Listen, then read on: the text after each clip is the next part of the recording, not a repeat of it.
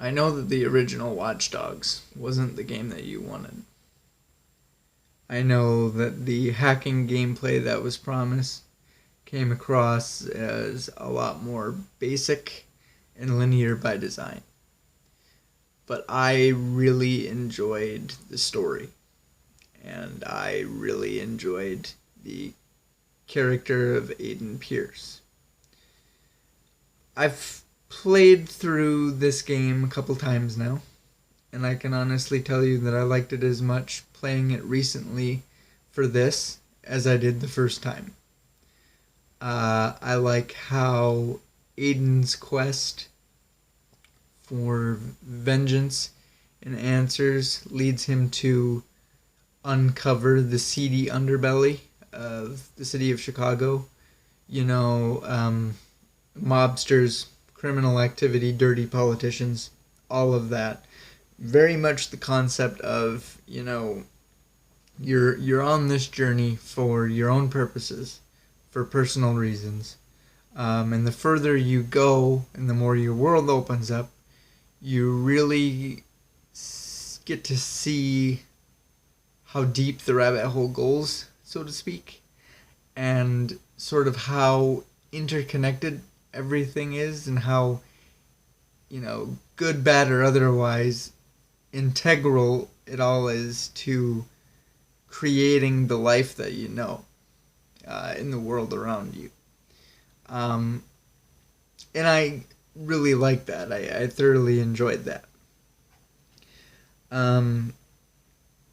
As far as the character of Aiden is concerned, I wouldn't necessarily go as far as describe him as a one-dimensional character.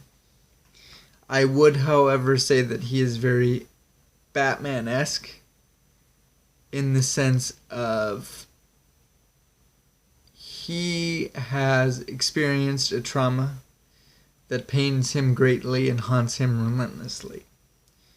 Thus, he is a man who is very stoic and, shall we just say, is very noble shit by nature, which I think works very well here, primarily because we have a great cast of supporting characters who, whether they be good or bad guys, are very outgoing, outspoken, charismatic, and vibrant.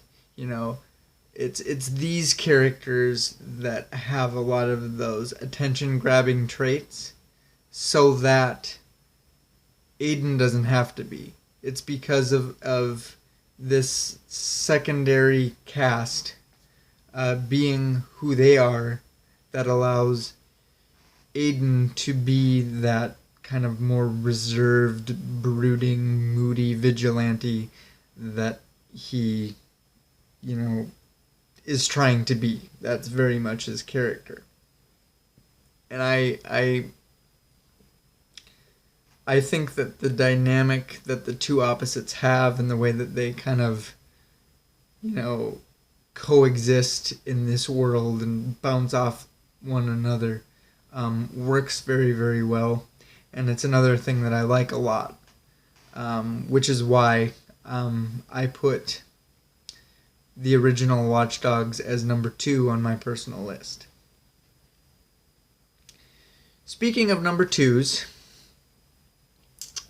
Watch Dogs 2 is my favorite game by far of the trilogy, as I know it is for all of you out there. Gameplay-wise, I think that this game is everything that the original tried to be or was supposed to be. The hacking here feels a lot more free. It has very much more of a, open world sort of, if you can see it and it exists, you can probably hack it and use it in some capacity. So it's a lot more of that sort of approach, which is great.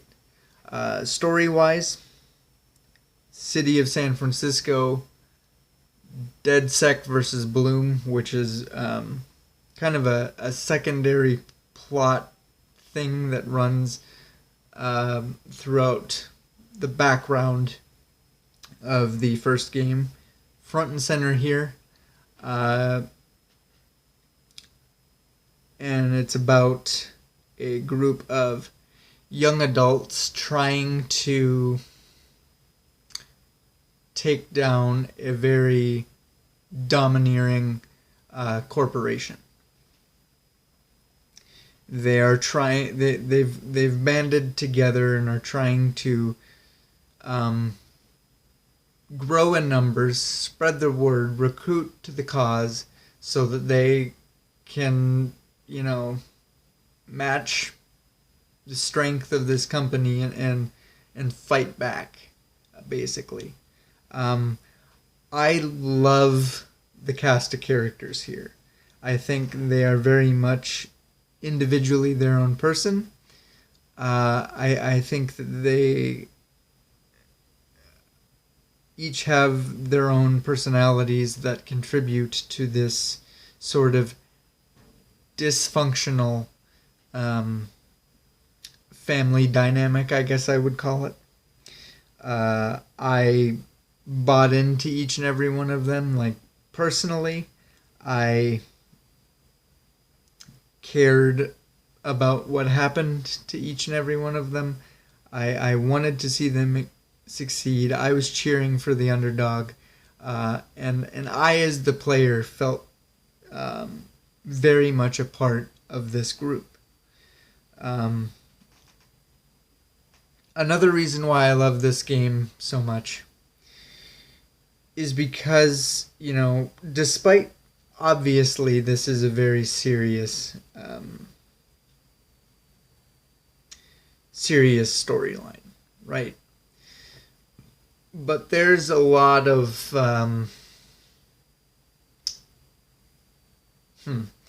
there's a lot of laid back, kind of chill vibes to a lot of things that happen in this game. There's a lot of awesome, fun, funny things that happen. The very first thing that comes to mind is there's a mission where they want to fix up a car to basically be a life-size RC car, right? So they fix it all up and they race it through downtown San Francisco at night with Judas Priest Turbo Lover playing on the radio. Just perfect, right? I had a smile on my face the whole time, and it's little things like that that happen a lot throughout this game, where it's just filled with cleverness, filled with charm, and just that sort of vibe that just like I liked it. I wanted to stay there. I was genuinely sad when this game was over, just because I enjoyed it as a whole so much, which is why it's my favorite. The same, however, can sadly not be said about Watch Dogs Legion. Let me get all my negatives out into the open, because I want to finish on a more positive note. I want to finish on the one good thing I have to say about this game. So, my first negative with Watch Dogs Legion is the setting. I really think I'm getting burnt out on the whole futuristic dystopian kind of idea where, technology is so advanced that we have AI and all this crazy stuff. I get that that's kind of the whole premise of Watch Dogs as a series, as it's very much about the whole advancement of technology and kind of the effects that its evolution has on our culture and our society and our day-to-day life. I understand that. But why did we have to do this? Why did we have to go this far? Show me what present day London looks like. Show me what the feud between DedSec and Bloom looks like internationally. For my money, I would much rather experience that. That would have been fine to me.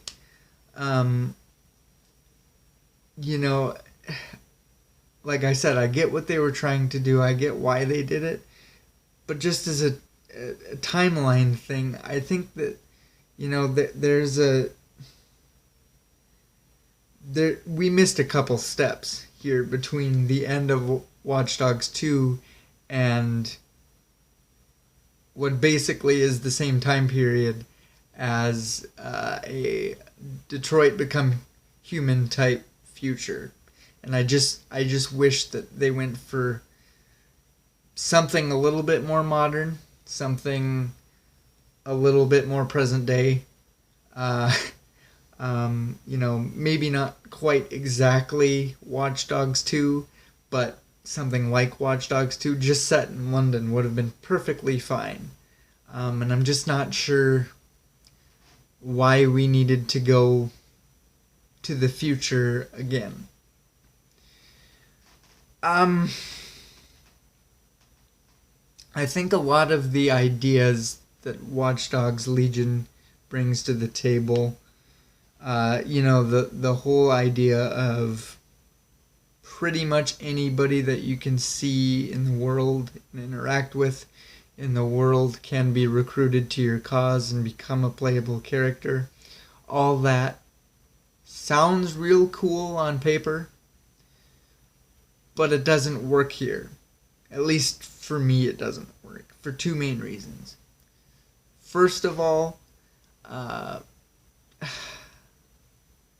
having this kind of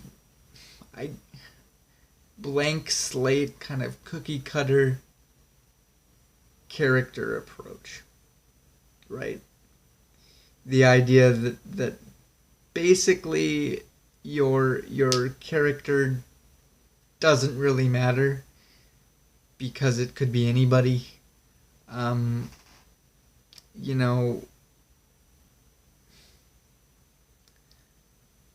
It gets rid of your main character.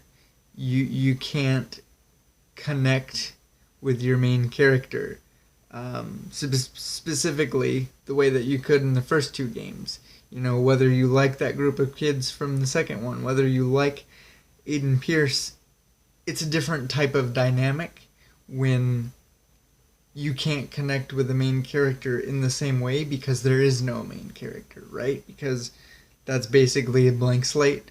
Could be anybody. So it was very difficult to care about the ups and downs of this plot. Very difficult to find reasons to care about anything that happens. And I just felt because of that mechanic and that presentation, I felt very detached from the whole experience.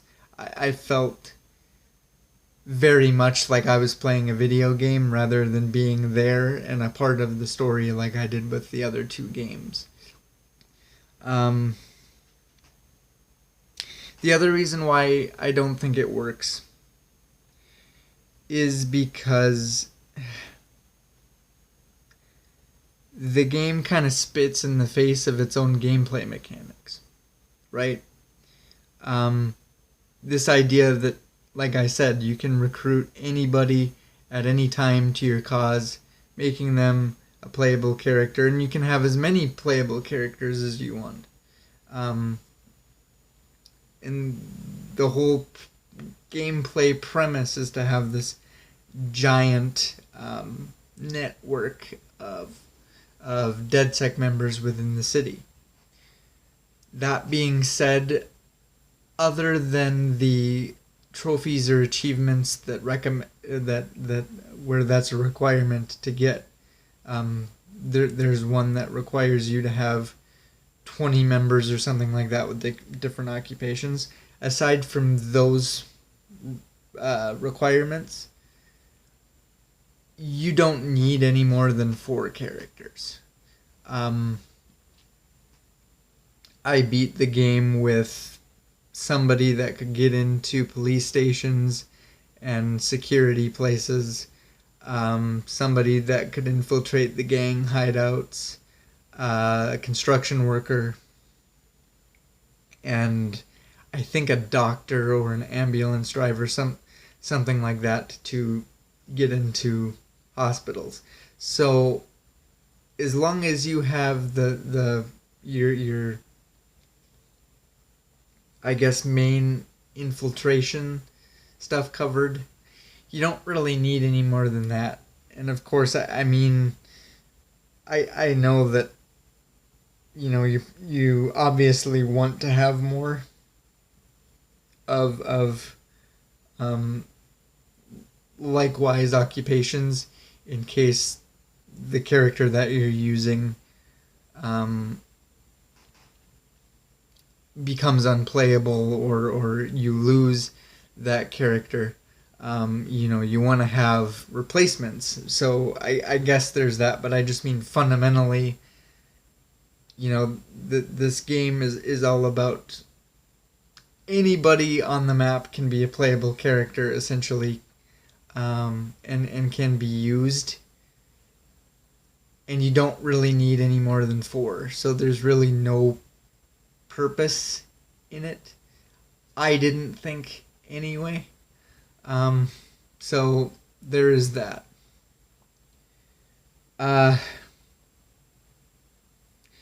Narratively, the thing that I really didn't vibe too much with is the plot twist at the end of the game. It's one of those typical plot twists where they reveal that the true villain of the game is actually your biggest ally. I believe her name is Sabine or something like that. I don't know how to pronounce it. I don't remember. But yeah, she is with you throughout the entire game. Comes out at the end that she's a bad guy. Has been the whole time. I thought it was super obvious. Why?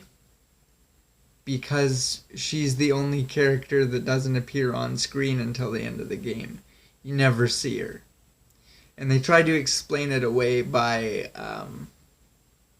you know, she says, oh, I had to leave London because I'm being hunted and it's too dangerous for me to come back. So I have to kind of,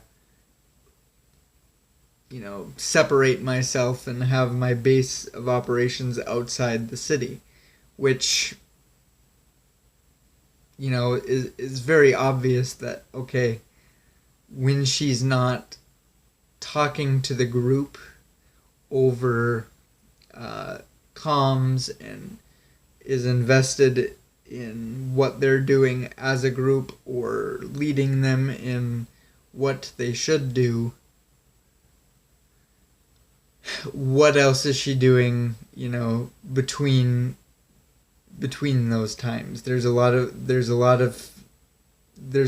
time gaps where she's not there, not present, not involved, and you're just kind of, you know, running your own ship. So it's very obvious that, like, surprise, she's screwing you over and she sold you out. Duh. Which, you know, first of all, I think, sure, there's the initial reaction of she's a real son of a bitch for doing that. Secondly, though, I don't really care. By the time it comes out, I just don't care. As I said, there is one good thing to say about this game. There is one shining light about this game, and that's what they did with the character of Bagley, who is your AI companion throughout the campaign of this game. Um, and the way that they gave you kind of this origin story of how he came to be what he is. And they did this by showing you that he is the brother of one of the major antagonists of the game. She's a brilliant mind, a scientist, and he is very, very sick and or dying. So she basically finds a way to upload his consciousness and give him a much better, long-lasting sense of purpose, I guess, rather than just sitting and rotting in a vegetative state. Like his body is, he has a elevated sense of purpose. So I thought that was a very nice and fulfilling way to kind of tie everything together.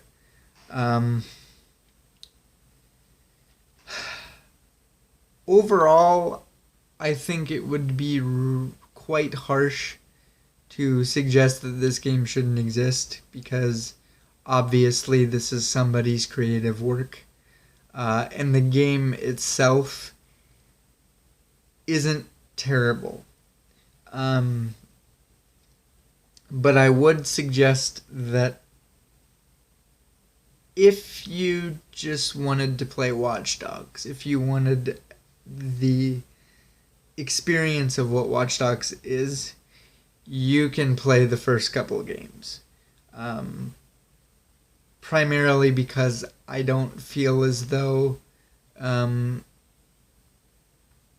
Legion adds anything, so I don't really think you'd be missing out on too much if you just skipped over this one. You might feel differently than me. That's just my opinion. It's just not necessary. I think if you're gonna play, if you're gonna play Watch Dogs, if you have interest in Watch Dogs, there's no real reason to go any further than the first two. And yeah, for better or worse, guys, that's my opinion on the Watch Dogs trilogy. And I guess we'll see you in the next one.